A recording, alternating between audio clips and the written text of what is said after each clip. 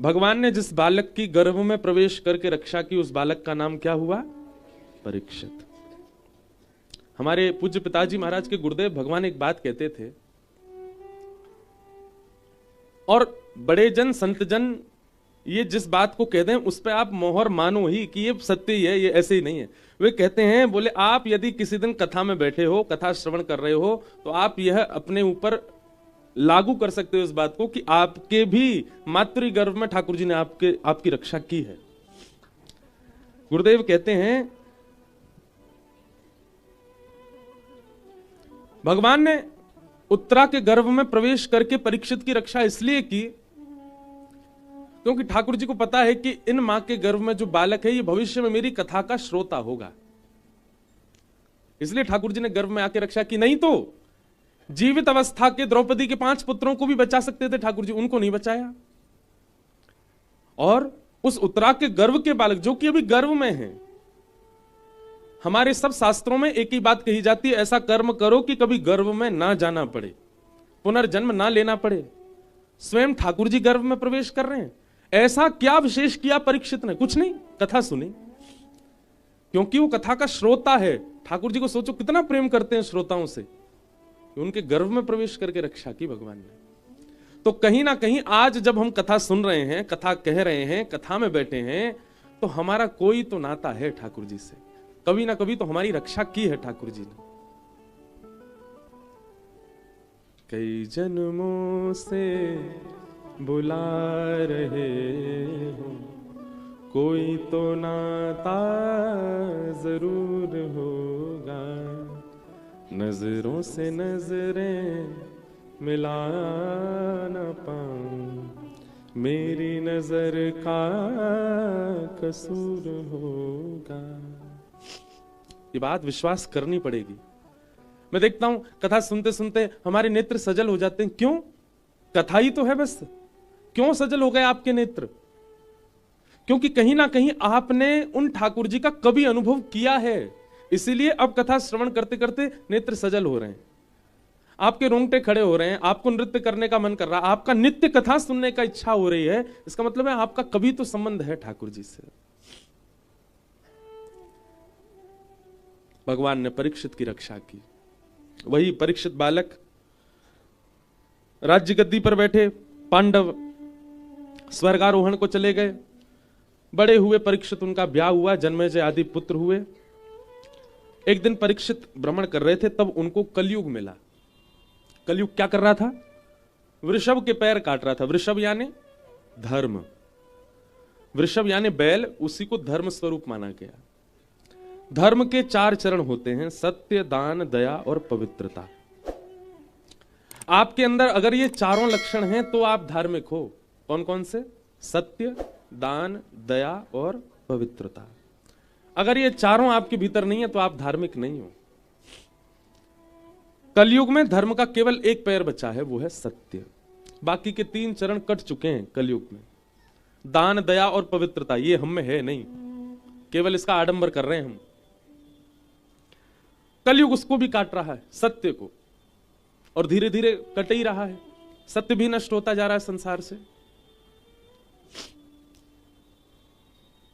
तो 4 चरण। कलयुग को जैसी देखा तो तलवार लेकर के भागे उसको मारने के लिए, लेकिन कलयुग ने शरण ग्रहण की और कहा, महाराज मुझे मत मारो, आप मुझे कुछ स्थान दे दो, मैं वहीं रहूंगा। तब 4 स्थान प्रदान किए। द्यूतम पानम स्त्रियः सूना, जुआ में, मदिरा पान भक्ष भक्ष सेवन में, पर स्त्री पर पुरुष गमन में और हिंसा में। इन 4 जगह कलयुग का निवास। पुनश्च याचमानाय जात रूप मदात प्रभो, पुनः याचना की कलयुग ने कि एक स्थान और दो, तो 5वां स्थान अनीति से कमाया गया धन। कितने आश्चर्य की बात है, इन 5 के अलावा 6वां स्थान नहीं कलयुग के पास। आज भी, इस वक्त भी कलयुग केवल 5 स्थान पर ही है, लेकिन फिर भी उसका हमारे ऊपर असर है। इसका मतलब क्या है? इन 5 स्थानों पर कभी ना कभी हमारा जाना हुआ है। द्यूतम जुआ, पानम मदिरा पान, भक्ष भक्ष सेवन, पर स्त्री पर पुरुष संग और हिंसा, और 5वां स्थान बिना मेहनत के कमाया गया धन। छठवां स्थान नहीं है कलयुग के पास। केवल इन 5 कमरों से पूरे विश्व को ऑपरेट कर रहा है कलयुग, और सब उसके चंगुल में है। इसका मतलब हम सबने कभी ना कभी तो आस्वादन किया है कलयुग का। 5 स्थान दे दिए। राजा परीक्षित ने कहा तुम इन 5 स्थानों में ही रहना, मैं थोड़ा सूक्ष्म में कथा आगे बढ़ा रहा हूं। राजा परीक्षित आज आखेट को वन में गए। वन में शमीक ऋषि के आश्रम गए, वहां जल की याचना की, पर शमीक ऋषि त्राटक समाधि में बैठे थे। त्राटक समाधि कैसी होती है कि व्यक्ति जीवित है पर उसकी श्वास नहीं चलती, उसकी नाड़ी नहीं चलती, उसकी धड़कन नहीं अनुभव होती, और वो जीवित होता है। उस त्राटक समाधि में शमीक ऋषि बैठे थे। राजा परीक्षित ने कहा आपके द्वार पर चक्रवर्ती सम्राट आया है, जलपान तो कराइए। लेकिन त्राटक समाधि में होने के कारण शमीक ऋषि ने कोई प्रत्युत्तर नहीं दिया। राजा परीक्षित को अपना अपमान लगा और उन्होंने कहा ये आडंबर कर रहे हैं मेरे आगे, और मरा हुआ सर्प पकड़ करके उनके गले में डाल दिया। एक बात मेरी बहुत ध्यान से सुनिएगा बंधुओं, बहुत सावधानी से। कलयुग जब जीवन में आक्रमण करता है ना, हमारी मस्तिष्क में, हमारे मन में जब कलयुग आ जाता है घनघोर रूप से, तो सबसे पहली क्रिया कलयुग वो कराएगा जो आपके दादा परदादाओं ने भी नहीं की। वो काम जो आपके परिवार में कभी नहीं होता वो आप करने लग जाओ, गलत काम, समझो कलयुग आ गया। और कलयुग का दूसरा प्रभाव, कलयुग आ चुका है, उसका दूसरा प्रभाव यह है कि आपको भजनानंदी, आपको संत, आपको वैष्णव, आपको भक्त आडंबर वाले लिखने लग जाएं। भक्तों के प्रति, वैष्णवों के प्रति, कथा वक्ताओं के प्रति, वृंदावन वासियों के प्रति, उपासकों के प्रति यह भावना आ जाए कि नहीं ये तो आडंबर है।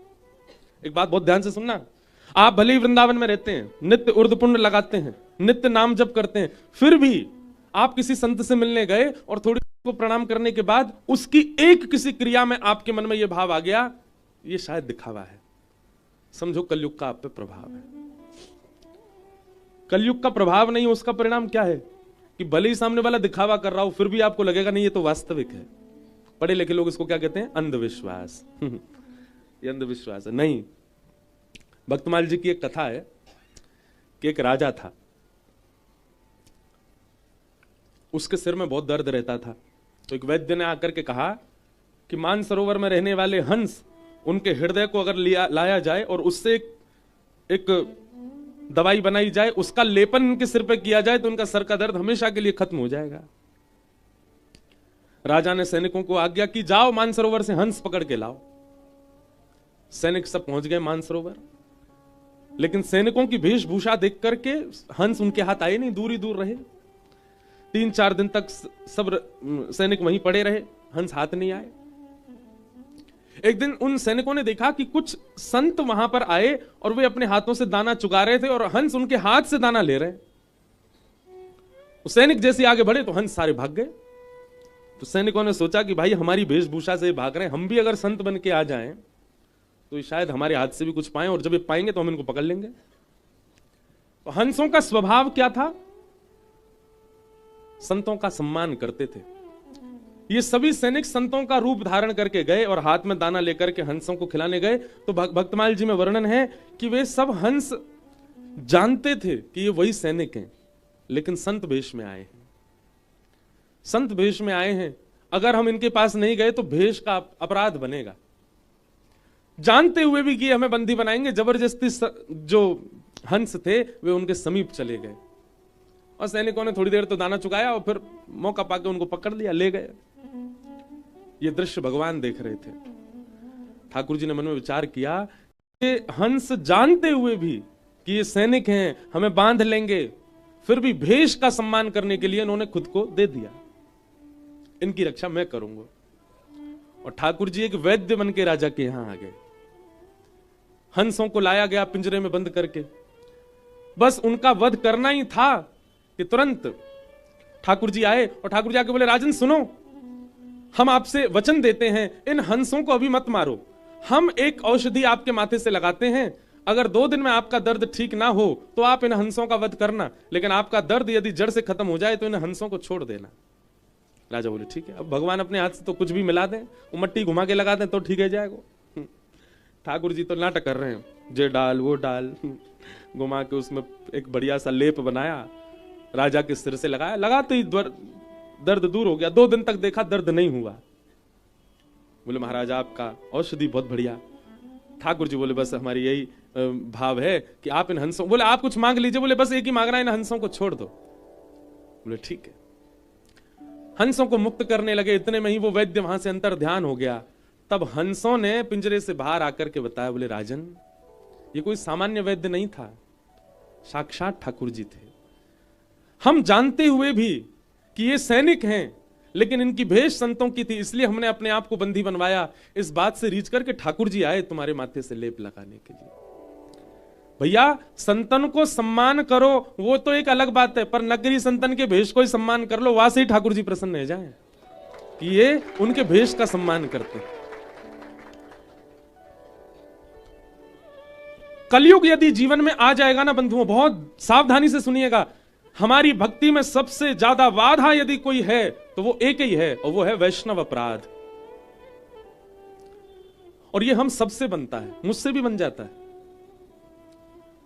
वैष्णव अपराध हमारे जीवन में यदि बन रहा है और बार बार बन रहा है, तो इसका मतलब है कि आपके ऊपर कलयुग का प्रभाव है।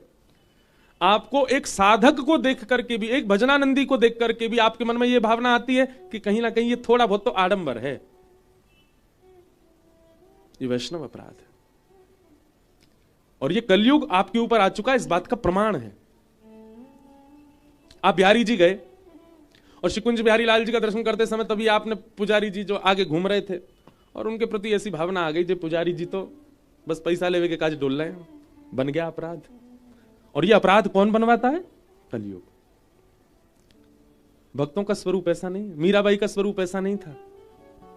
मीराबाई तो जिसको देखती उसके रूप में, उसके स्वभाव में, उसके गुण में, सब में श्री कृष्ण का ही संबंध देखती। हमारे हरिराम व्यास जी का चरित्र कहा था अभी जयपुर में, व्यास जी के चरित्र में आता है हरिराम व्यास जी का स्वरूप कैसा था। कोई बढ़िया लोभी व्यक्ति उनके पास आता, जो बहुत लोभी है, उसको देख करके कहते वाह भैया तुम पे वामन भगवान की बड़ी कृपा है। वामन भगवान भी तो 3 पग जमीन से तीनों लोक लोभ में ले आए थे। कोई बहुत क्रोधी दिखाई देता, वो हो जय हो परशुराम भगवान के अंश। हरिराम व्यास जी की दृष्टि ऐसी थी। कोई बहुत सांवला सा काला सा दिखता, आ जा रे कन्हैया, उसको ऐसे ही बुलाते। किसी का सौंदर्य अद्भुत होता, अद्भुत गंभीरता होती, अरे जय हो मेरे राघव, वो व्यक्ति के नाम से उसको पुकारते ही नहीं थे, व्यक्ति के स्वभाव से उसको परखते ही नहीं थे। जिसको देखते थे उसमें या तो आचार्यों का अनुभव करते थे या फिर ठाकुर जी का अनुभव करते थे। ऐसी हरिराम व्यास जी की दृष्टि थी। ये सीखना चाहिए हरिराम व्यास जी से। जब कभी कोई दिखे, कई लोग होते हैं उनके हाइट इतनी ज्यादा नहीं होती, छोटे से ही होते हैं, जब आए तो आओ बामन नेक से ही हो भैया तुम तो। कोई बहुत छरेरा हो, नेक में इधर भाग जाता है उधर आ जाता है, पतरा दुबला सा डोल्ला हो, उसके प्रति ऐसी भावना रहो, जय हो मत्स्य मछली कैसे यहाँ ते मां भक्तो डोले। सब कामों के लिए हाथ पीछे कर लेता हो, जय हो भैया तुम कूर्म हो। कछुआ वो भी उसके पास जाओ हाथ पांव भीतर कर लेता है, कोई काम नहीं करता है। दृष्टि बनाओ, साईं परिकर के ही बना लो, आज से ही कर लो। आज से रात में जिससे भी मिलो, भोजन पानी करते समय, उठते बैठते समय, उसके स्वभाव से या तो किसी आचार्य को देखो या फिर साक्षात ठाकुर जी को देखो। ये हरिराम व्यास जी की दृष्टि है। उन्होंने कभी किसी व्यक्ति के स्वभाव गुण से किसी को नहीं परखा। तो कलयुग जीवन में आएगा तो आपको आडंबर दिखेगा, आपको सदपुरुष में भी आडंबर दिख जाएगा। चैतन्य महाप्रभु वे जब विचरण करते थे तो कोई नाटकबाज व्यक्ति भी हो, कुछ नहीं, केवल पैसा कमाने के लिए भगवान नाम गा रहा है, चैतन्य महाप्रभु उसके मुख से भी नाम सुनकर के नेत्रों से भाव विह्वल हो जाते, उसके चरणों में प्रणाम करते, भैया धन्य है। सब लोग आके कहते अरे जे पाखंडी है, जे केवल पैसा कमाने के लिए नाम गाता है। चैतन्य महाप्रभु कहते और पैसा दो इसको, ताकि इसके मन में और लोभ जगे पैसा का, कम से कम उसके चक्कर में नाम तो गाएगा। ऐसा गुण देखते थे। पर हम लोगों का स्वभाव विचित्र है, हम लोग 2 मिनट में अवगुण ही देखने लग जाते हैं सबके भीतर, और ये कलयुग ही करवाता है हमसे। कई बार बंधुओं हम अपने गुरु के प्रति भी अवगुण देख लेते हैं, ये कलयुग का प्रभाव है। जय जय राधा वल्लभ श्री हरिवंश, जय जय राधा वल्लभ श्री हरिवंश, जय जय राधा वल्लभ श्री हरिवंश, जय जय राधा वल्लभ श्री हरिवंश, जय जय श्री वृंदावन श्री वनचंद्र, जय जय श्री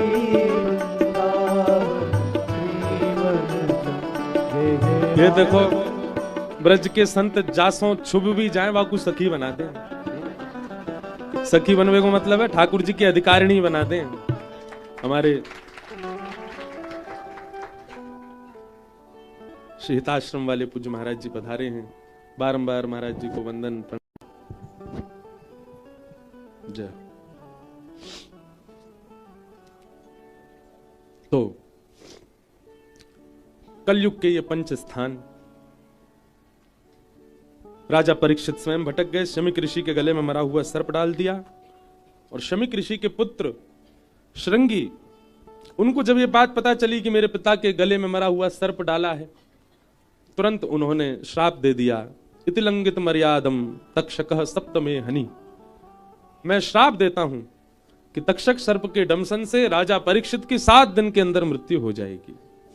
श्राप दे दिया। शमीक ऋषि को जब यह बात पता चली कि मेरे पुत्र ने राजा को श्राप दे दिया, उन्होंने अपने शिष्य गौरमुख से कहा कि आप जाओ, जाकर के राजा परीक्षित को बता दीजिए उनके जीवन के केवल 7 दिन बचे हैं। राजा परीक्षित को जैसे ये बात पता चली कि मेरे जीवन के केवल 7 दिन बचे हैं, देखो एक बात बहुत ध्यान से सुनना, साधक वैष्णव का एक स्वरूप है कि वो विपरीत समाचार सुनकर के भी अप्रसन्न नहीं होता। इससे ज्यादा विपरीत क्या होगा कि किसी की मृत्यु की खबर ही सुना दो उसके मुंह पे जाकर के, तुम मरने वाले हो इतने दिन में। लेकिन फिर भी राजा परीक्षित इससे परेशान नहीं हुए। हम तो छोटी छोटी बातों पर परेशान हो जाएं, पर वैष्णव का स्वभाव है कि वो निश्चिंत नहीं होता, वो चिंतित नहीं होता, वो निश्चिंत ही रहता हर परिस्थिति में।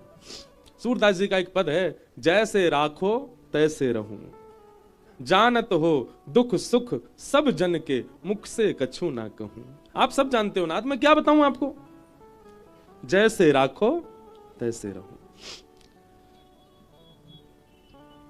परीक्षित जी ने मन में विचार किया कि जिन्होंने मेरी मातृ गर्भ में ब्रह्मास्त्र से मेरी रक्षा की, उस समय भी कोई कारण था, और आज एक ब्राह्मण के द्वारा 7 दिन में मरने का श्राप लगा है, तो ठाकुर जी ने इसमें भी कोई कारण ही देखा होगा, मैं क्यों चिंता करूं। उन्होंने चिंता नहीं की। हम सिड्डी से कभी उतरते हैं, कई बार ऐसा होता है कि हम गिरने वाले थे लेकिन बच गए, पर कभी कभी होता है गिर जाते हैं, अरे ठाकुर जी ऐसे कब गिर दिया आपने। ठाकुर जी कहें दारी के तो यूं याद ना, 2 बार बचायो भी तो हो, वास में तो तेने कही ना, जय हो ठाकुर जी आपने बचा लिए, और ज्यादा ना लग जाए, बाद ना रोने लगे। विचारणीय बात है कि नहीं। आप साइकिल चला रहे हो, कितनी बार ऐसा होता है कि आप गिरने वाले थे, नहीं गिरे, लेकिन जिस दिन गिर जाते हैं उस दिन ठाकुर जी के आगे रो रहे हैं, क्या गिर दिए।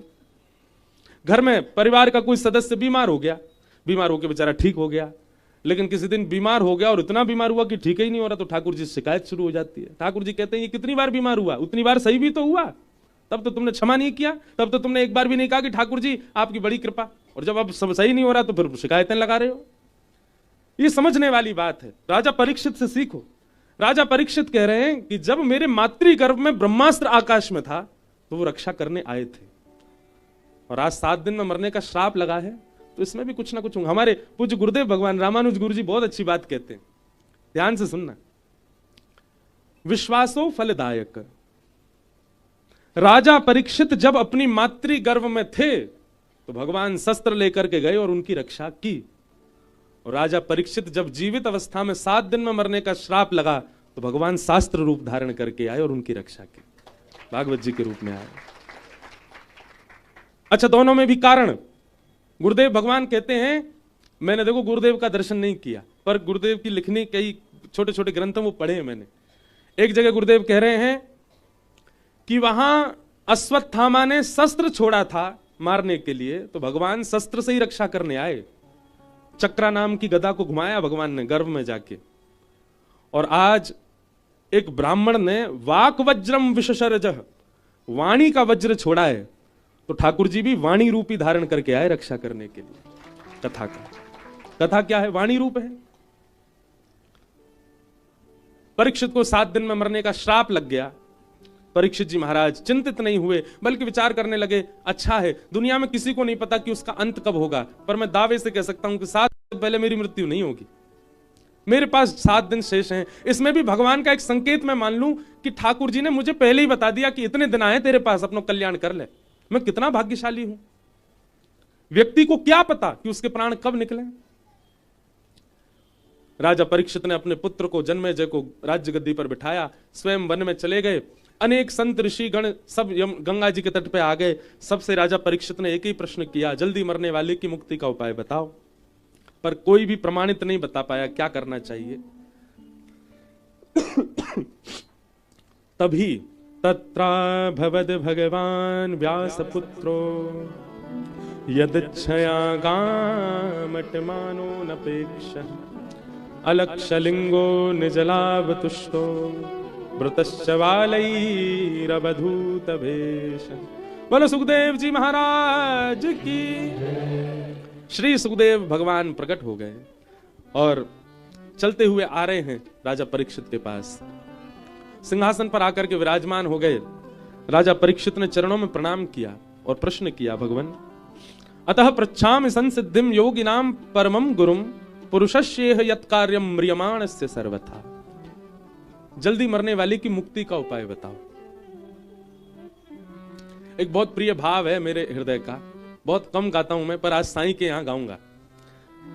मानो ऐसा भाव है कि श्री परीक्षित जी अब उनके जीवन के 7 दिन बचे और वो सुखदेव जी से प्रार्थना कर रहे हैं। हम भी साईं से प्रार्थना कर रहे हैं। चाहे हार हो चाहे जीत हो, चाहे हार हो चाहे जीत हो, गुरु चरण में मेरी प्रीत हो। चाहे हार हो चाहे जीत हो, गुरु चरण में मेरी प्रीत। बंधुओं, यहाँ जितने भी लोग विराज रहे हैं, थोड़ी देर के लिए स्वयं को परीक्षित मानिए। हम सब थोड़ी देर के लिए नहीं, हम हैं ही परीक्षित। हम सबके पास भी 7 ही दिन हैं। इन्हीं 7 दिनों में जन्म है और इन्हीं 7 दिनों में मृत्यु। भले ही जीवन की अवधि बड़ी हो, पर है तो 7 ही दिन। हम सब भी अपने गुरु का स्मरण करें, जिनसे भी हमारी दीक्षा है, जिनसे भी हमारी शिक्षा है, उन्हीं को हम सुखदेव स्वरूप मान करके हम उनसे प्रार्थना कर रहे हैं। चाहे हार हो चाहे जीत हो, गुरु चरण में मेरी प्रीत हो। चाहे हार हो चाहे जीत हो, गुरु चरण में मेरी प्रीत हो। सागर भी तू साहिल भी तू, सागर भी तू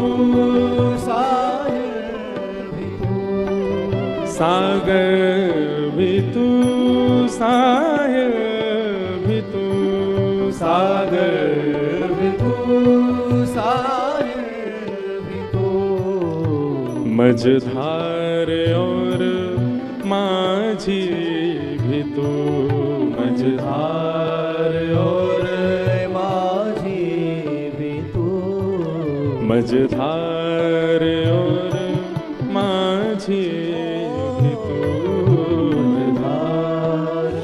और माझी। देखो कितने सुंदर शब्द हैं। हे गुरुदेव, सागर भी आप ही हो, मतलब आपकी गहराई हम पहचान नहीं सकते। सागर भी आप ही हो, पर हमें इस संसार रूपी सागर से पार करने वाले मझधार भी आप ही हो। मझधार और माझी भी तू, मझधार और बहुत सुंदर।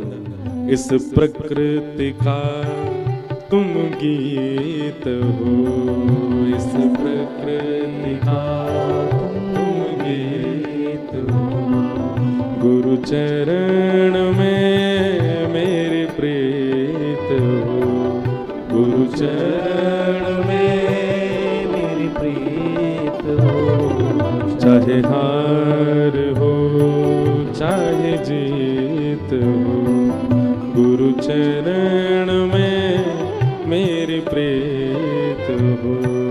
चाहे हार हो चाहे जीत हो, गुरु चरण में मेरी प्रीत हो। बोलो सद्गुरुदेव भगवान की जय। बहुत सुंदर भाव।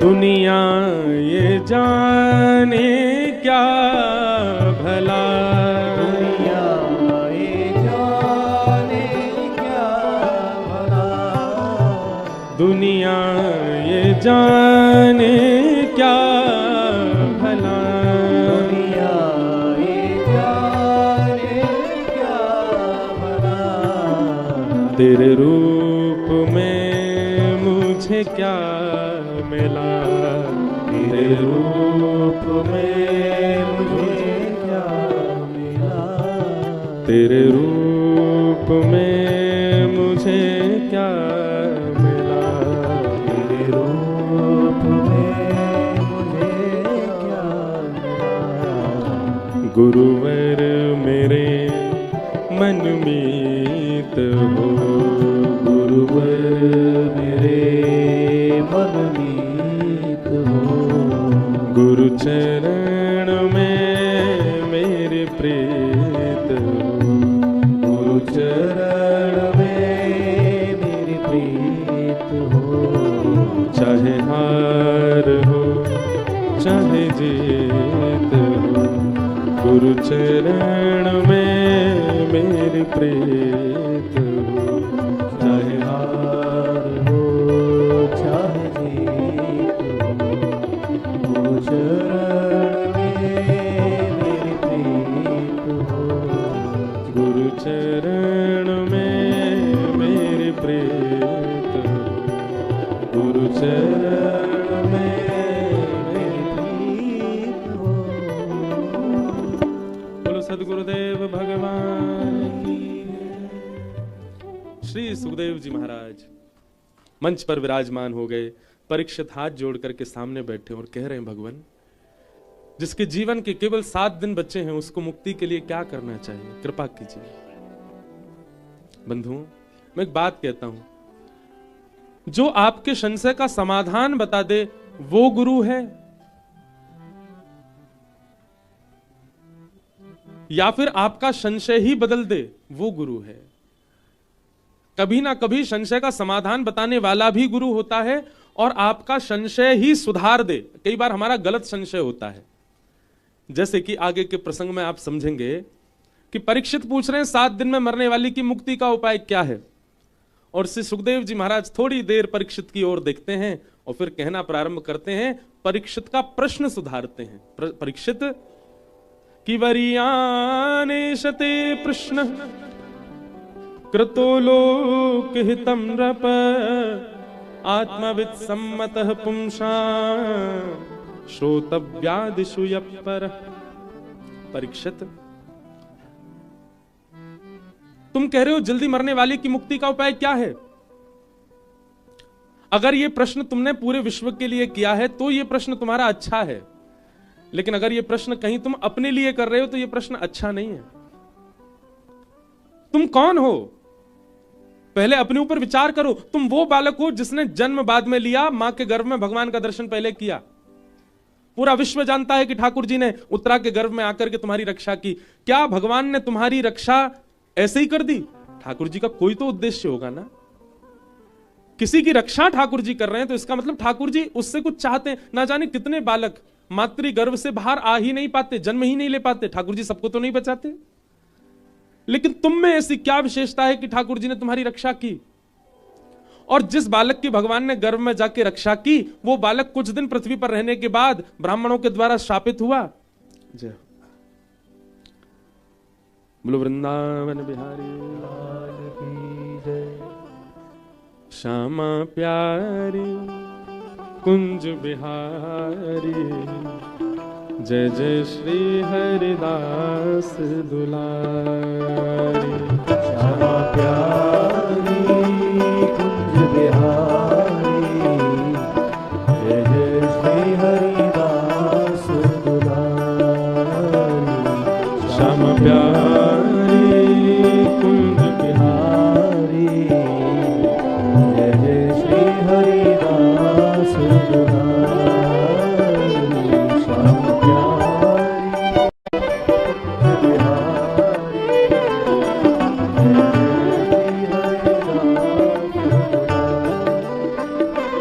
श्यामा प्यारी कुंज बिहारी, जय जय श्री हरिदास दुलारी। श्यामा प्यारी कुंज बिहारी, जय जय श्री हरिदास दुलारी। श्यामा प्यारी कुंज बिहारी, जय जय श्री हरिदास दुलारी। श्यामा प्यारी कुंज बिहारी, ओ श्यामा प्यारी कुंज बिहारी, जय जय श्री हरिदास दुलारी। श्यामा प्यारी कुंज बिहारी, जय जय श्री हरिदास, श्री हरिदास, श्री हरिदास दुलारी। बोलो वृंदावन बिहारी लाल।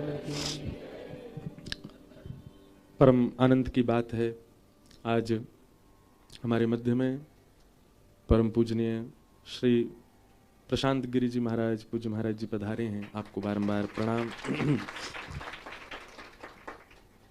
हमारे भारत के गौरव श्री स्वामी श्री अवधेशानंद जी महाराज का स्थान वृंदावन में है, वहाँ से पूज्य महाराज जी पधारे हैं आज।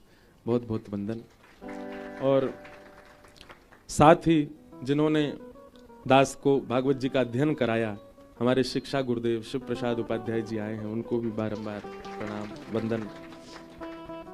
हमारे व्यासपीठ पर दास को बैठाने में जिनका बहुत योगदान है, ऐसे प्रथम तो हमारे पूज्य पिताजी महाराज, जिनकी कृपा से व्यासपीठ पर आज वे भी आएंगे कथा में। तो अब तो महाराज रात 12 बजे ही होगा कृष्ण जन्म। हमारी एक बड़ी ये थोड़ी सी दिक्कत हो जाती है कि प्रारंभ के 3 दिन इतना आराम आराम से चलती है कथा कि वो बढ़ ही नहीं पाते आगे। और खूब प्रयास किया हर बार कि भाई अब थोड़ा जल्दी आगे चलेंगे। 1 महीना की कथा करवे गए, माऊ नहीं भाग पाए आगे। वहां पे भी प्रहलाद चरित्र ही हुआ 1 महीना में। तो ये पता नहीं कैसी एक, आज तो हम निकुंज में जा ही नहीं रहे हैं, आज तो हम निकुंज के भाव में प्रवेश ही नहीं कर रहे हैं क्योंकि समय कम है। लेकिन आज हमारे व्यासपीठ पर बिठाने में जिनका बहुत आशीर्वाद, पूज्य पिताजी महाराज, दूसरे हमारे पूज्य नाना जी पंडित श्री कृष्णलाल शास्त्री जी, जो कि अब भगवत धाम में विराज रहे हैं, और तीसरा जिनके कृपा से, जिन्होंने खूब संग रह करके बैठा करके हमें कुछ कहने सुनाने योग्य बनाया, ऐसे हमारे पूज्य शिव प्रसाद गुरु जी, जिन्होंने दास को पढ़ाया। ऐसे गुरुदेव भगवान भी आए हैं। सबको हम प्रणाम करते हैं, वंदन करते हैं। कथा क्रम में चलें, आओ। तो सुकाचार्य जी महाराज कह रहे हैं, वरी आने शते प्रश्न कृतो लोक हितम नृप। गुरु जी भी आश्चर्य कर रहे होंगे, ये चौथे दिन यहीं पढ़े हैं अभी।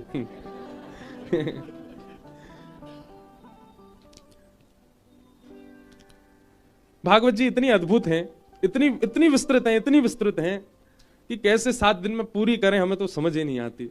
और फिर ऊपर से कभी अष्टसखा आगे आ जाएं, बोले हम सेवा में ले, कभी मीराबाई आ जाएं, बोले हमारो एक पद गा दो, हमारी कोई भाव बताओ, तो फिर सबको प्रणाम करने में समय निकल जाता है। शुकाचार्य जी महाराज परीक्षित से कह रहे हैं, परीक्षित तुम अगर अपने लिए ये प्रश्न कर रहे हो तो उचित नहीं है। क्यों? क्योंकि तुम वो बालक हो जिसने जन्म बाद में लिया, मातृगर्भ में ठाकुर जी का दर्शन किया, और ठाकुर जी का दर्शन ही नहीं, ठाकुर जी ने रक्षा की तुम्हारी। भगवान ने केवल इसीलिए रक्षा करी तुम्हारी कि एक दिन तुम मुक्ति मांगो। भैया वृंदावन में बैठे हो, मुक्ति कोई बहुत बड़ी बात ना है हमारे काजी। ब्रजवासी तो यूं के हैं, स्वर्ग अपवर्ग लेकर करेंगे हम क्या, जान लो हमें हम वृंदावन वासी हैं, हमें नहीं चाहिए वैकुंठ। जहां नहीं नंद जहां नहीं यशोदा, जहां नहीं गोपी ग्वाल और गाये, कहा करूं वैकुंठ ही जाए, कहा करूं वैकुंठ ही जाए। क्या करें हम वैकुंठ जाके? विचार करो, अभी आप यहां बैठे हो जहां पे बिहारी जी नहीं है, राधा वल्लभ जी नहीं है, राधा रमन जी नहीं है, जमुना जी की कुंज, जमुना जी की बढ़िया सुंदर रेती नहीं है, वृंदावन की कुंज गली ना है, राधे राधे बोल के चल रहे अल्लड़ ब्रजवासी ना है, जहां ब्रज को सो ऐसी ब्रज की सी सुगंध ना है, बाप वैकुंठ में जाके हम कहा करेंगे? हमें ना चाहिए। जन्म जन्म दीजो याही ब्रज बसे, हमें तो ये ब्रज ही चाहिए। तो यहां तो मुक्ति की कामना करते नहीं। कदापि अगर बाहर कोई मुक्ति की कामना करे और उसमें भी परीक्षित कर रहा है, राजन मुक्ति राक्षसों को भी मिलती है, मुक्ति दुष्टों को भी प्राप्त हो जाती है, और वही मुक्ति हम नाम जापकों को मिल जाए, हम कथा सुनने वालों को मिल जाए, हम सेवा करने वालों को मिल जाए, जो मुक्ति राक्षसों को मिली वही मुक्ति हमको मिल जाए, तो हमें उनमें अंतर क्या है? हम इतना भजन करके, ग्रह त्याग करके, दिन रात ठाकुर जी का स्मरण करके उस मुक्ति को प्राप्त कर रहे हैं, जिस मुक्ति को रावण आदि राक्षसों ने भगवान से विद्वेष करके प्राप्त कर लिया। मतलब मेहनत करके पूरे दिन निकालने वाले को भी वही रोटी सब्जी दाल मिल रही है जो आलसी को मिल रही है, तो फिर दोनों में अंतर क्या है? राजन तुम मुक्ति की कामना मत करो। 7 दिन बच्चे तुम्हारे पास, अरे मुक्ति मिलनी होती तो अंतिम क्षण में प्राप्त हो सकती है। मुक्ति के लिए पूरा जीवन, एक बात बहुत ध्यान से सुनो, पूरा जीवन चाहे हमने जो कुछ भी किया हो, पर अंते नारायण स्मृति, यदि अंतिम श्वास में नारायण का स्मरण हो जाए, अंतिम श्वास में यदि श्री राधा मुख से निकल आवे, अंतिम श्वास में श्री राम मुख से निकल आवे, उसी से ही मुक्ति प्राप्त हो जाएगी। फिर जीवन में हमने क्या किया? सारे चैप्टर क्लोज कर देंगे ठाकुर जी। क्यों? अंत में इसने भगवान नाम ले लिया, अब जीवन पर दृष्टि नहीं डालनी है। लेकिन यह बहुत कठिन है। अंत में अंत राम कही आवत नहीं, अंत में भगवत स्मरण हो जाए सहजता से, यह बहुत मुश्किल है, नहीं हो सकता। लेकिन राजन तुम्हारे पास तो 7 दिन बचे हैं, एक क्षण में मिलने वाली मुक्ति तुम 7 दिन में क्यों पाना चाहते हो? परीक्षित बोले तो भगवान आप ही बताएं मैं क्या मांगूं, इन 7 दिनों को कैसे सार्थक बनाऊं? तब राजा परीक्षित कहते हैं, राजन सुखदेव जी कहते हैं तुम मुक्ति मत मांगो, तुम भक्ति मांगो। मुक्ति का मतलब तो मृत्यु के बाद भगवान का दर्शन होता है, और भक्ति का मतलब तो जीते जी भगवान का दर्शन हो जाता है। तुम भक्ति की कामना करो। और अब तुम्हारा उद्देश्य यह नहीं होना चाहिए कि 7वें दिन तक्षक सर्प डसे और मेरी मुक्ति हो जाए। अब तुम्हारा उद्देश्य यह होना चाहिए कि 7वें दिन तक्षक सर्प डसे, उससे पहले मुझे भगवत साक्षात्कार हो जाए। अरे हम इतनी मेहनत करके पृथ्वी पर आए, 84 लाख योनियों में। अच्छा एक बात बहुत ध्यान से सुनना क्यों जीते जी भगवत दर्शन की अभिलाषा होनी चाहिए हमारे चित्त में? यह मानव देह बहुत मुश्किल से मिला हमको। नृदेह माध्यम सुलभम सुदुर्लभम प्लवम सुकल्पम गुरुकर्ण धारम। भगवान उद्धव से कहते हैं बहुत याचना करने पर मैं मानव बनाता हूं आत्मा को, नहीं तो वो 84 लाख में घूमता रहता है। इतनी मेहनत करके हमको मानव देह मिला, मेहनत करके 9 महीना मातृगर्भ में, दुर्गम नरक से भी दुर्गम उस मातृगर्भ में हमने व्यतीत किया। जन्म लेकर के पृथ्वी पर आए, बोलना सीखा, देखना सीखा, चलना सीखा, हिलना सीखा, बैठना सीखा, हंसना सीखा, कर्म करने सीखे, धन कमाना सीखा, सब कुछ सीख करके और किया क्या? केवल और केवल सब कुछ करते हुए अंत में मर गए और फिर से अपॉर्चुनिटी जो मिली थी भगवत प्राप्ति की उसको गवा दिया। इतना परिश्रम करके मानव बने, सारी परिश्रम हमने किए, इस परिश्रम से इतना तो मांगो कि नाथ इन सब परिश्रमों के फलस्वरूप हमें आप दिख जाओ, एक बार हमें अपना अनुभव करा दो। अगर मानव बनने के बाद भी, इतना सब कुछ प्राप्त होने के बाद भी भगवत दर्शन नहीं हुआ, तो इसका मतलब यह है हमने मानव देह प्राप्त करके अपने ही देह की आत्महत्या कर ली। स्वयं भगवान कहते हैं, न देह माध्यम सुलभम सुदुर्लभम प्लवम सुकल्पम गुरुकर्ण धारम मयानुकूलेन नभस्वते ऋतम पुमान भवाब्धिम न तरेत स आत्मा। बहुत सुंदर श्लोक है ये। सीधी बात लिख लीजिएगा, आत्महत्या उसकी नहीं मानी जाती जो अपने प्राणों का अपने आप हनन कर देता है। आत्महत्या उसकी मानी जाती है जिसने जन्म लेने के बाद, मानव बनने के बाद भी पूरा जीवन व्यतीत कर दिया, प्राण निकल गए, लेकिन एक बार भी श्री कुंज बिहारी जी को देख नहीं पाया, उसकी आत्महत्या हो गई। जिसने जन्म लेने के बाद में वृंदावन रस नहीं चखा और प्राण त्याग दिए, आत्महत्या उसकी हुई है। जन्म लेने के बाद में अपने गुरुदेव का आश्रय लेकर के युगल सरकार को देख नहीं पाया, उसने अपनी आत्महत्या की है। इसलिए परीक्षित, तुम मुक्ति की कामना मत करो, तुम तो भक्ति मांगो। तब परीक्षित के चित्त में आया कि नहीं भगवान, अब मुझे मुक्ति की चिंता नहीं है, अब तो मेरी चिंता केवल यह है कि 7 दिन ही बचे, इन 7 दिन में भगवान से मिलाओ, मुझे भगवत दर्शन कराओ। तब श्री सुखदेव जी महाराज ने अब कथा सुनाना प्रारंभ किया। आगे कई भाव सुनाए गए हैं, अब हम सबको प्रणाम मात्र करते हुए चलेंगे, थोड़ा थोड़ा स्पर्श करेंगे। ब्रह्मा जी ने नारद जी को बताया कि किस प्रकार पृथ्वी का निर्माण हुआ, भगवान ने चतुश्लोकी भागवत प्रदान की। इसी बीच उद्धव विदुर संवाद सुनाया गया, जहां पर विदुर जी महाराज को श्री उद्धव जी भगवान का उपदेश देते हैं और कहते हैं कि ठाकुर जी ने मैत्री मुनि को आज्ञा की है कि तुम हरिद्वार जाके मैत्री मुनि से ये भागवत धर्म श्रवण करो। उद्धव जी महाराज बद्रीनाथ चले जाते हैं और श्री विदुर जी महाराज मैत्री मुनि के आश्रम बैठ करके भागवत धर्म श्रवण करते हैं। सृष्टि प्रसंग सुनाया जाता है, किस प्रकार पृथ्वी का निर्माण आदि हुआ, इन सब क्रमों को बताया गया। अब हम हनुमान जी की तरह छलांग मांग रहे हैं, सब लोग बस प्रणाम मात्र कर लो। उद्धव विदुर संवाद, उद्धव मैत्रेय विदुर संवाद सब हुए, सृष्टि प्रसंग सुनाया गया। भगवान बराह का प्रादुर्भाव बताया, बोलो बराह भगवान की। भगवान बराह ने प्रकट होकर के रसातल में गई हुई पृथ्वी को वहां से पुनः स्थापित किया और फिर ब्रह्मा जी के श्री अंग से ही स्वयंभू मनु शत्रुपा पृथ्वी पर प्रथम मानव आए। इनकी 3 पुत्री 2 पुत्र हुए, आकुति, प्रसूति और देवहूति, 3 बेटी। प्रियव्रत और उत्तानपाद ये 2 पुत्र हुए। अब यहां जो कथा सुनाई जा रही है वो है देवहूति की। देवहूति का विवाह ब्रह्मा जी की छाया से प्रकट हुए कर्दम ऋषि के साथ में हुआ, जिनके घर भगवान कपिल का प्रादुर्भाव हुआ। बोलो कपिल भगवान की। इतने सुंदर सुंदर प्रसंग हैं, पर हमको आज कूदना ही पड़ेगा। एक बात बहुत सुंदर सुना दें कपिल देवहूति संवाद की। अच्छा, भागवत जी ऐसी हैं, एक ही श्लोक लेके बैठ जाओ, 7 दिन उसमें भी आनंद आएगा, इतना अद्भुत है भागवत जी का स्वरूप।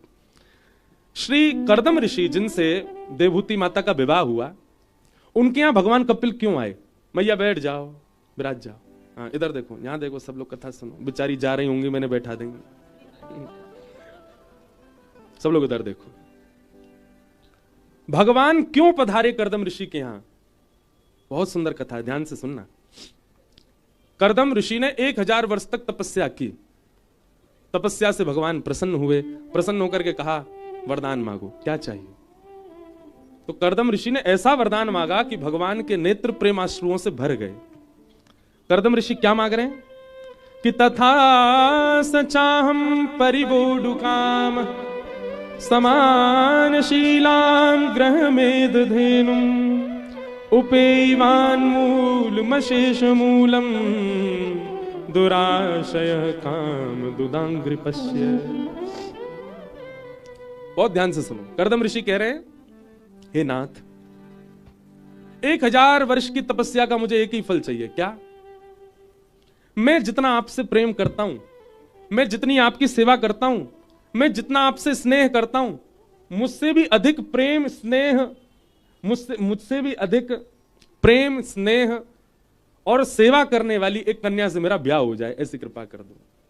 क्या मांगा? मैं जितना आपसे प्रेम करता हूं, मुझसे भी अधिक आपसे प्रेम करने वाली कन्या से मेरा ब्याह हो जाए। भगवान बोले भले आदमी, तेने 1000 साल इसके लिए तपस्या की? ये तो भैया तू ढूंढ लेता, मिल जाती तुझे। ठाकुर जी बोले कन्या मिल जाती, सुंदर मिल जाती, पर आपकी भक्त नहीं मिलती। ये तो आप कृपा करके दोगे। याद रखना, मैं जितना आपको चाहता हूं, मुझसे ज्यादा चाहने वाली ऐसी कन्या से मेरा ब्याह करा दो, ताकि मैं भक्ति करूं, मुझसे दुगनी वो करे, दोनों आनंद में अपना गृहस्थ आश्रम जिएंगे। भगवान इतने प्रसन्न हो गए कर्दम ऋषि के वरदान से, ठाकुर जी के प्रेम आश्रु छलक पड़े। भगवान बोले कर्दम, तुमने जो वरदान मांगा वो पूर्ण होगा। परसों ही स्वयंभू मनु अपनी बेटी लेके आएंगे, उनकी बेटी का नाम है देवहूति। वो तुमसे भी ज्यादा प्रेम करती है मुझसे, तुमसे भी ज्यादा सेवा करती है मेरी, तुमसे भी ज्यादा ध्यान करती है मेरा, उससे तुम्हारा ब्याह होगा। अब ये वरदान तो तुमने मांगा, अब एक वरदान मैं अपनी तरफ से दे रहा हूं। बोले क्या? बोले तुम दोनों जब भक्त आपस में गृहस्थाश्रम में रहोगे तो तुम दोनों की भक्ति से प्रसन्न होकर तुम्हारा पुत्र बन के मैं ही आऊंगा, मैं ही तुम्हारे घर में पुत्र बन के आऊंगा। एक बात कहें बंधुओं, ठाकुर जी से मांगने को सदैव मना किया गया कथा में, कुछ मत मांगो। पर हम एक बात कहने लग गए अपनी कथा में, गुरुदेव बैठे, सब संत जन बैठे, क्षमा अगर गलत कर रहा हूं तो। हमने कही नहीं, मांगो ठाकुर जी से, खूब मांगो, लेकिन कैसे मांगो? हे ठाकुर जी, ऐसा पुत्र दो जो आपकी खूब भक्ति करे, जो वृंदावन से हमारा जितना स्नेह है उसको और ज्यादा बढ़ा दे, संत जनों के प्रति, गुरुजनों के प्रति खूब सम्मान सेवा करने वाला हो, ऐसा पुत्र दो। ऐसा पुत्र मांगने में कोई हर्जा नहीं। ऐसी पुत्री प्रदान करो जो भक्तिमती मीराबाई की तरह एक भक्ति की अलग जगा दे पूरे विश्व में। ऐसी पुत्री हमारे घर हो नाथ, ऐसी कृपा करो। याद रहे, फिर जैसा मांगा है ना उसको वैसा ही बनने देना। कहीं पता चला फिर पुत्र हो गया बढ़िया, तो अब उसको भक्ति से दूर ही दूर रख रहे हैं। नहीं, ये तो बढ़िया है, हमारा धन वन कमा के दे देगा, घर में बढ़िया संपत्ति बना देगा। नहीं, आप ठाकुर जी से कुछ भी मांगो, पर संबंध में ठाकुर जी को ही मांगो। उसके बदले हमें चाहिए क्या? आप ही चाहिए नाथ। हमारो घर बनवा दो। क्यों? हे नाथ, उस घर में आप विराजो, आप ही ठाट से विराजो, आपकी सेवा हो, आपके सेवक के रूप में हम उस घर में रहा करें, ऐसी कृपा कर दो। घर बन जाएगा, ऐसा जोर को बनेगा महाराज। क्यों? ठाकुर जी के लिए मांगा है। कर्दम ऋषि ने कहा और भगवान ने कृपा की, कहा कि देवहूति के साथ आपका ब्याह होगा और मैं कपिल के रूप में आपके घर आऊंगा, कपिल के रूप में मेरा जन्म होगा। 9 पुत्रियों ने जन्म लिया और 9 पुत्रियों के बाद 10वें पुत्र के रूप में भगवान कपिल का प्रादुर्भाव। बोलो कपिल भगवान की। देवहूति माता और कपिल भगवान का सुंदर संवाद भागवत जी में सुनाया गया, जहां देवहूति माता के अनेक प्रश्नों के उत्तर भगवान कपिल ने दिए। एक प्रश्न सुन लेते हैं कि निर्वेणा नितराम भूमल असद इंद्रिय तर्षणात् येन संभाव्यमानेन प्रपन्नांधम तम प्रभु। हे नाथ, बहुत ध्यान से सुनना। हम अपनी इंद्रियों की इच्छा पूरी कर करके हार चुके हैं, पर हमारी इच्छाएं पूरी नहीं हो रही। जीव को जितना भी खिलाओ ये फिर भी प्यासी रहती है, भूखी रहती है। हाथों को कितना भी स्पर्श करा दो फिर भी ये अतृप्त ही रहते हैं।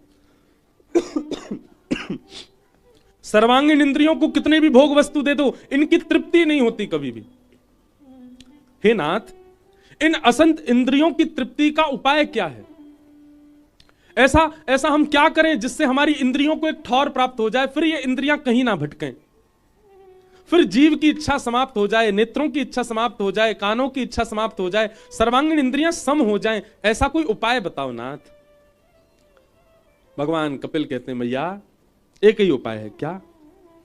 कि योग आध्यात्मिक पुंसाम मतो निश्रेयसाय में अत्यंतो परतिर्यत्र दुखस्य च सुखस्य च। भैया इंद्रियां बुरी नहीं है, नेत्र बुरे नहीं है, नाक बुरी नहीं है, जीभ बुरी नहीं है, त्वचा बुरी नहीं है, हाथ बुरे नहीं है। इन इंद्रियों को आप असद मत कहिए, ये इंद्रियां असद नहीं है। इन इंद्रियों का स्वामी बनकर के बैठा हमारे भीतर जो हमारा चित्त है, चेतः खलवस्य बंधाय, वो चित्त वो बुरा है। उस मन की इच्छा होती है, इंद्रियों की कोई इच्छा नहीं होती। आप करके देख लो, जीव आपकी कुछ इच्छा करे ये खिलाओ, पर आप वो ना खिला करके कुछ और खिला दो, जीव आपको कुछ कहेगी? कुछ नहीं कह सकती।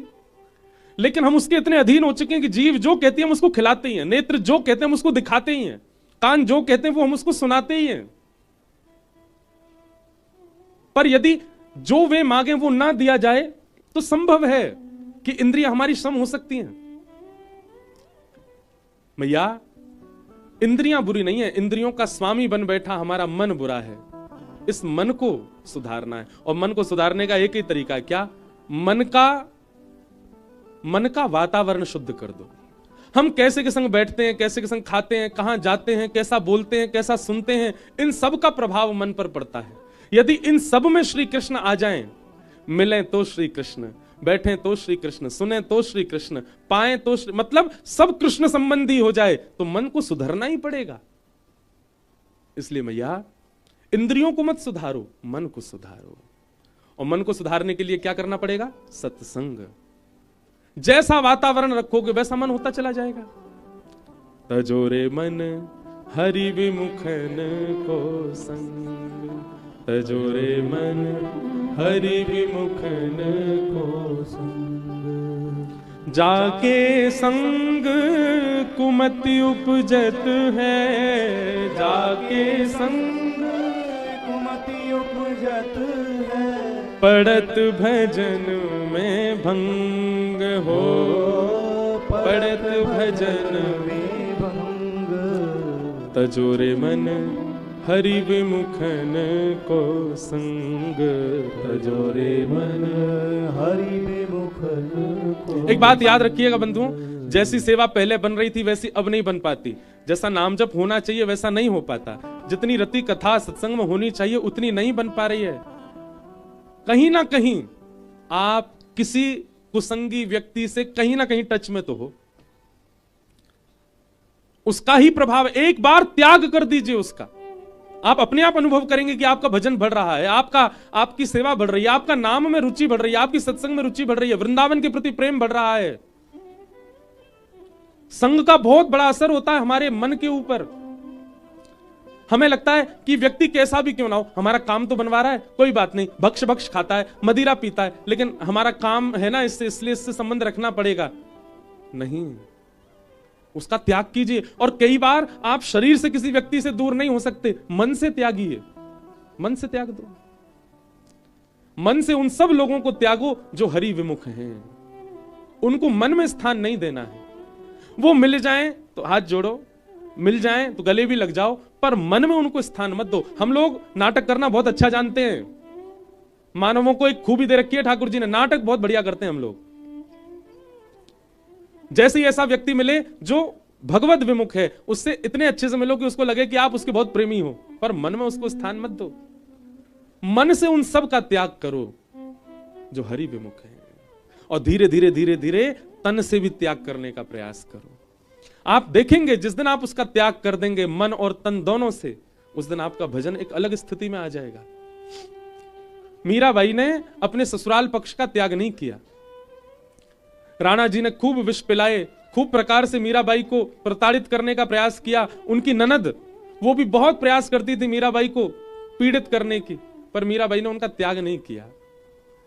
एक दिन, कथा सबको पता है कि जो मीराबाई के देवर थे, उन्होंने एक वैद्य को बुलाया और वैद्य से कहा कि एक ऐसा कालकूट विष बनाओ जिसकी एक बूंद जाते ही प्राण निकल जाए। तो उस वैद्य ने एक विष बनाया और विष बना करके मीराबाई के कक्ष में पहुंचवा दिया कि भाई चतुर्भुज भगवान का अभिषेक का चरणामृत है, पी लो। मीराबाई ने जैसे ही पात्र देखा, बोले काला काला, वो चतुर्भुज भगवान भी तो काले हैं, उनका अभिषेक किया ना इसलिए चरणामृत काला हो गया। मीराबाई तो अकाल मृत्यु हरणम सर्वव्याधि विनाशकम विष्णु पादोतकम पित्वा पुनर्जन्म न विद्यते। यदि भगवान के चरणामृत का कोई पान कर ले तो उसकी अकाल मृत्यु हर जाती है, पुनर्जन्म नहीं होता। मीराबाई की तो बड़ी निष्ठा थी चरणामृत के प्रति, तुरंत पान कर गई, कुछ नहीं हुआ मीराबाई को। झरोके से देख रहा था उनका देवर, बोले ये तो अभी भी ठीक है। तुरंत वो पात्र मंगवाया और पात्र मंगवा करके उस वैद्य को बुलाया, बोले ए रे तू हमसे नाटक करता है, हमको दिखा दिया विष है और ऐसी पानी काला बना करके दे दिया, मीरा तो अभी भी नाच रही है, उसको तो कुछ हुआ ही नहीं। वैद्य बोला हो नहीं सकता, इसके प्रत्येक बूंद में इतना विष है कि कोई व्यक्ति एक बार सूंघ ले तो मर जाएगा। तो राणा ने कहा एक काम कर, इसमें 2 बूंद बचा तू पी। वैद्य बोला मेरे छोटे छोटे बच्चे हैं, बोला हमें नहीं पता, अगर इस विष में ताकत थी तो मीरा को लगनी चाहिए थी। इस विष में ताकत होगी तो मीरा को लगती। विष में ताकत नहीं है, इसने नहीं लगी, तू भी पी ले, मीरा भी तो बच गई। और मुख से विष का वो 2 बूंद जबरदस्ती पिवा दिया वैद्य को, और 2 बूंद मुख में जाते ही वैद्य के प्राण निकल गए, नीला पड़ गया शरीर। अब राणा ने तो वैद्य का शव भिजवा दिया उसके घर, लेकिन उसकी पत्नी बच्चे सब महल में आए और मीराबाई के कक्ष के बाहर बैठ के रोने लगे और पूरी बात मीराबाई को बताई। हमारे पति ने विष बनाया आपको पिलाने के लिए, आप तो सही सलामत हो, हमारे पति को पिला दिया, उनके प्राण चले। ये छोटे छोटे बच्चे कैसे बच्चे हैं? तब मीराबाई ने ठाकुर सन्मुख बैठकर के पद गाया, हरि जी तुम हरो जनन के पीर, हरि जी तुम हरो जनन के पीर, हरि जी तुम हरो जनन के पीर, हरि जी तुम हरो जनन के पीर। मीराबाई कह रही है, नाथ मैंने तो घूंट भर के पिया और मैं जीवित हूं, उस वैद्य का क्या दोष? उसको 1 बूंद पिला दी तो वो मर गया। जैसे मैंने उस विष को चरणामृत मान लिया और मेरी रक्षा हो गई, तो इसका मतलब है कि वो चरणामृत ही है, तो फिर वो वैद्य क्यों मर गया? और अगर वो वैद्य मर गया तो फिर मैं जीवित क्यों हूं? मीराबाई अपने ठाकुर के आगे रुदन करने लगी और मीराबाई ज्यों ज्यों पद गाने लगी त्यों त्यों पद उत्ताल उर्मियों को प्राप्त होने लगा, और जैसे जैसे मीराबाई का स्वर उत्तेजित होने लगा तैसे तैसे विष का असर खत्म होता गया, और देखते ही देखते कुछ ही क्षणों में वो वैद्य जीवित हो गए और उनके प्राणों की रक्षा हो गई। ये दृश्य देख करके राणा और मीराबाई के सब ससुराल पक्ष के लोग खड़े रह गए। तब मीराबाई ने विचार किया कि अब मेरे तक पीड़ा नहीं है, अब ये मेरी पीड़ा दूसरों तक जा रही है, नाथ अब मैं सहन नहीं कर सकती। तब उन्होंने गोस्वामी तुलसीदास जी को पत्र लिखा कि आप आज्ञा करें मैं क्या करूं, मेरे ससुराल पक्ष के लोगों को मैं छोड़ नहीं रही हूं, जितनी पीड़ा दें मैं सहन करने को तैयार, पर अब पीड़ा दूसरों तक जा रही है। तब गोस्वामी जी ने आज्ञा की, तजियता ही कोटि वैरिसम यद्यपि परम स्नेही, जाके ही न राम वैदेही। जिसके चित्त में राम कृष्ण नहीं है, जिसके चित्त में राम जानकी नहीं है, जिसके चित्त में किशोरी जी नहीं है, तजिए ताही कोटि वैरिसम यद्यपि परम स्नेही, चाहे वो कितना भी करीबी क्यों ना हो, उसको तुरंत त्याग दो, उसको विष के भांति त्याग दो, उसको बैरी के भांति त्याग दो। ये तो वैष्णव को सूत्र मान लेना चाहिए कि जो हरि विमुख है आपको उससे संबंध नहीं रखना है,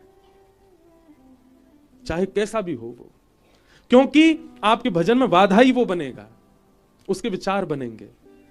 अब कई बार परिवारी लोग वो क्या करें, शरीर से थोड़ा बहुत संबंध रखो पर मन में स्थान मत दो।